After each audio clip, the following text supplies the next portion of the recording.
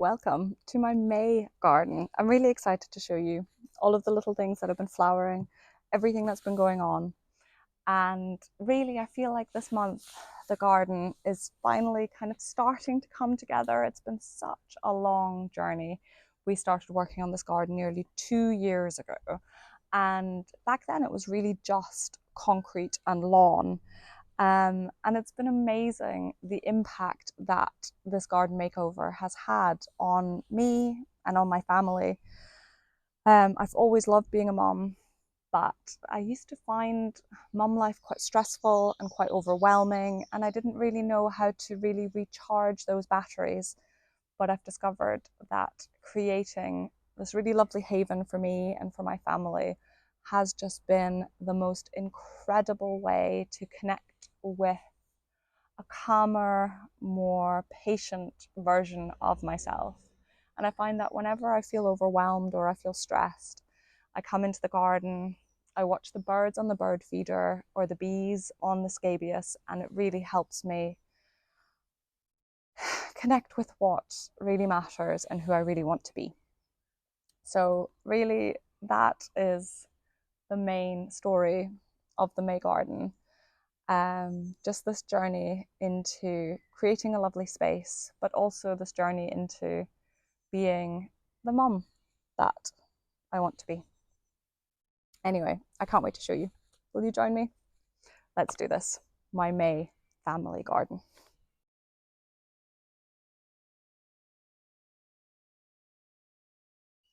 The main DIY project I actually have to update you on is this sitting area over here.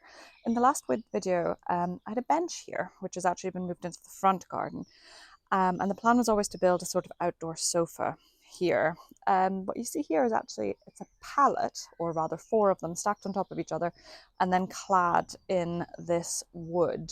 It's certainly an improvement, and the plan is that eventually we will get some nice cushions for it. So it'll be a really nice cozy space to hang out in. And I'm really excited that it is going to be really cozy. Before, I was doing loads of DIY projects, so I had lots of things to update you on. And there is one DIY project I will show you next month, which is the makeover of the front garden. So that's quite a big DIY project. But now that we're sort of slowly slowing down on the DIY projects, I thought I might show you a few of the pots and how they are coming along. In these pots here, I've got dahlias, I've got some pittosporum, and unsurprisingly, some scabious butterfly blue beauty. But I really like how they're kind of softening this edge of the raised bed. And I also have a very large water trough, water butt over there. It's really just to make watering that little bit easier. It's not the prettiest of things, but it does work. These are the planters outside of the back door that last time I told you I would plant up, and now I have. They have in them some Mexican fleabane, a dahlia called Mystic Dreamer, and a scabious called Kudo's Pink. And the ones over here very much echo that. This one has the same things in it, as well as, which I forgot to say a minute ago, some grasses, a carex, which is evergreen, and a panicum virgatum, which I just really love. And again, same thing is echoed here. And then in the back planter, you've got some tulips that are going over, some Nemesia, Wisley Vanilla, and a dahlia called Night Silence. No, Sweet Natalie, which I'm very excited about seeing flower. Another update on some more pots. The scabious butterfly blue beauty is still flowering away very happily. The cobea is starting to grow up the side of the shed a little bit, and the Mexican fleabane is starting to flower. And you can see over here some more planters which very much echo the same theme. Scabious butterfly blue beauty is still just blossoming unbelievably. It hasn't stopped flowering for months. It's just incredible. The only thing you have to do is you do have to keep deadheading it. Here, some more Mexican fleabane. And then in this planter here, I've got a rose by the name of Desdemona, some pittosporum, and some Nemesia Wisley Vanilla at the back. And this is the planter that I am probably the most excited about. This planter has in it some Mexican fleabane, some more carex, much like the other planters over near the back door, some more Mexican fleabane. I very much am trying to kind of echo the planting that's in it all the way around, so it's got a similar feel to it. The Mexican fleabane does just flower for absolute ages, so it's a really great one. And in the back, it has a rose by the name of Elizabeth that some lovely friends of mine gave me for my birthday recently. You can see there's a little bud on it. It's going to flower soon, but it hasn't flowered yet. But I think this will be a really nice planter that has lots of interest in it for a very long time. And you might think that's a lot to put in a pot, and it is, but it is quite a large pot. I'll zoom out a little bit so you can see it.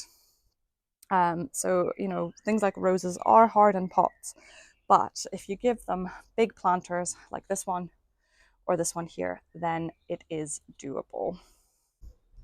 And then here I've got my other most recently planted up planter, another rose, again, Desdemona. I'm a little bit obsessed. Some more Mexican fleabane, which you'll see in a lot of my planters. You've already seen it in quite a lot of them.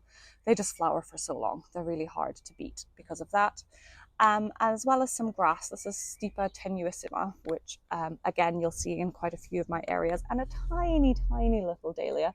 You can see the slugs and snails have had a feast, but hopefully it will flower eventually. And then at the back, some more pittosporum and some more carex. I might add a few more things to it, but for now, I'm quite happy with it.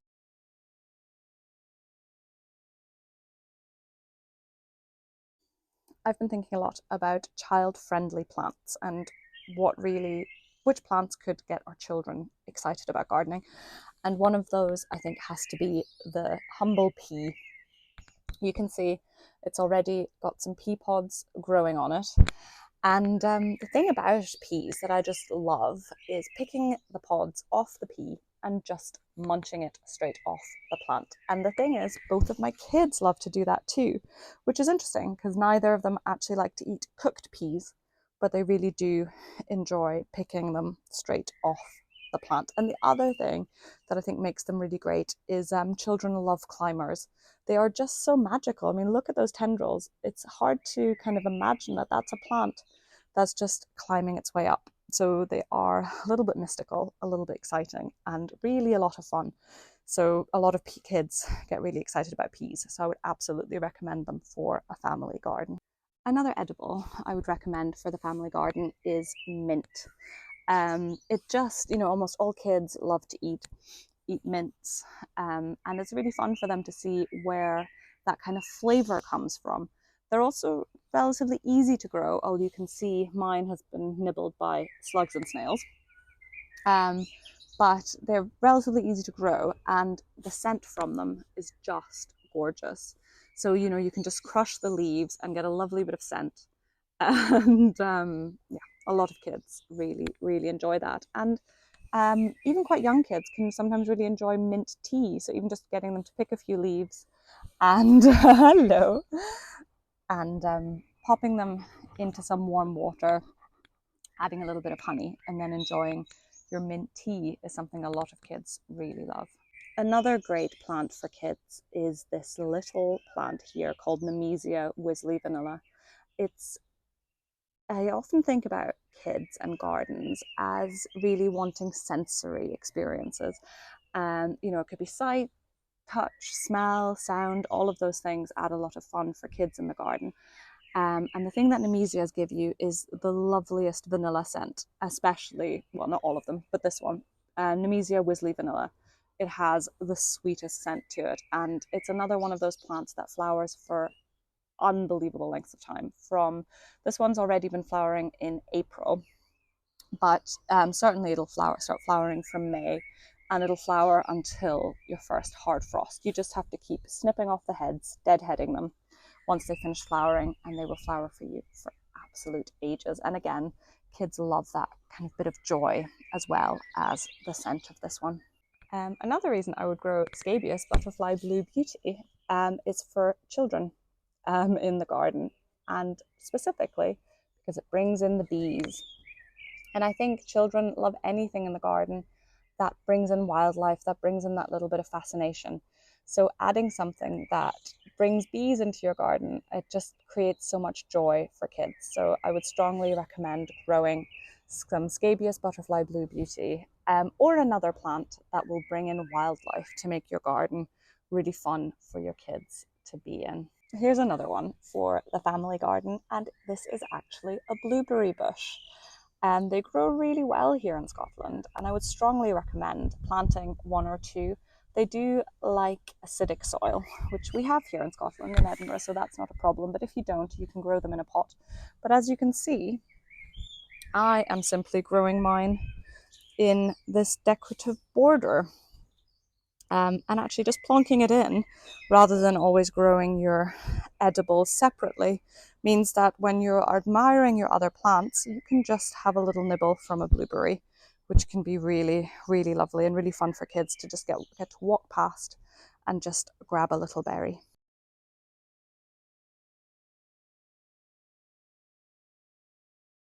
This plant is undoubtedly beautiful. There it is in bud. It is a bearded iris. They are absolutely stunning, and they are one of my stars of the May garden, but they are an awful lot of work. So I'm not really sure if I would fully recommend them. Here's another one of a different color, absolutely stunning, but you can see the rain has done a number on its bud. So yeah, a lot of work for a very short flowering period. Absolutely stunning, but are they worth the effort? I'm not really sure. Whereas here we have another star of my May garden, the rose Desdemona.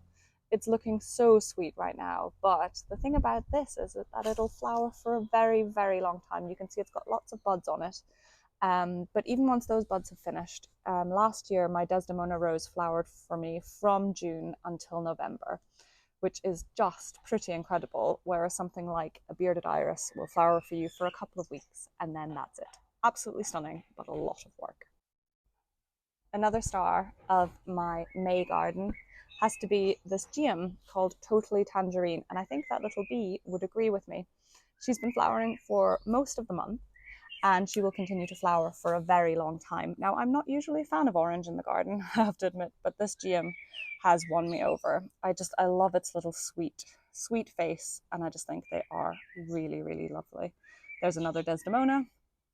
If you've been with me before, you know I'm obsessed. They are all over my garden. The scabious is another one of my stars of the May garden. And again, this little bee agrees with me. It is so lovely. And, you know, these scabious have been flowering for so long. Hello, Archie's just come to say hi. I just think they're so hard to beat. So they've been my star of the garden before, and they probably will be again. But they are just so lovely. And even Archie thinks so, don't you? Here is another star of my May garden, the foxgloves. It's really unusual to have them really out blooming already in my garden, but you can see they are very happy, very happily blooming away, and I just think they are absolutely incredible. Now, there are those of you who won't have foxgloves in a family garden, which I totally understand. It's each to their own, because of course they are poisonous. But I have to say that my children are past the age where they're trying to eat any of the plants that I have told them not to eat. So it is really not a problem. And it's not a problem for Archie either. Yeah, so this foxglove is undoubtedly a star of my garden. Look at this poppy. Isn't it absolutely incredible? It absolutely has to be another one of my stars of my May garden. But it's another one that I'm not sure if I would grow it if, you know, I didn't have much time or energy to put into gardening. It's absolutely lovely and really, really beautiful, but it does flower for quite a short bit of time. So beautiful. And here's another foxglove. Absolutely stunning, but I'm not sure I would have it in a low maintenance garden.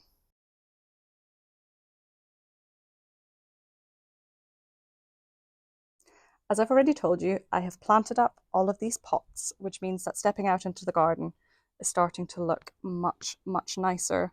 Everything in the veg bed is coming along and growing nicely. My plum tree over there has got plums growing on it, which I'm very excited about. And everything in the raised bed is just looking so much more lush and green and exciting.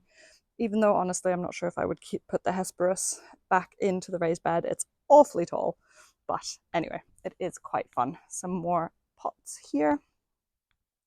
there is our DIY project of the month with on our new terrace, and the roses are growing nicely. Oh, I forgot to mention this as part of the DIY project.